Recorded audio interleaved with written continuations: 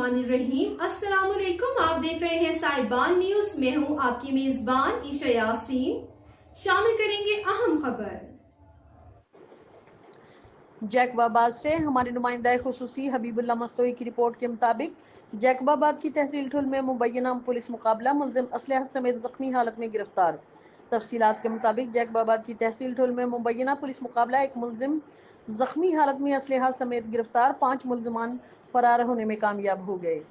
Police का कहना है कि मुबैना मुकाबला थाना एस सीन सेक्शन की हदूद अमाम शाह मोड़ के करीब हुआ। गिरफ्तार मुलजिम की शनाख्त सुहेल सियांच के नाम से हुई। जख्मी मुलजिम को इलाज के लिए मुतल्लिका अस्पताल ठुल मुंतकिल कर दिया गया है। पुलिस पार्टी गश्त पर मामूर थी कि मुसल्लह अफराद ने फायरिंग कर दी। पुलिस ने दिफाई फायरिंग करते हुए मुलजिम को असलहा समेत गिरफ्तार कर लिया।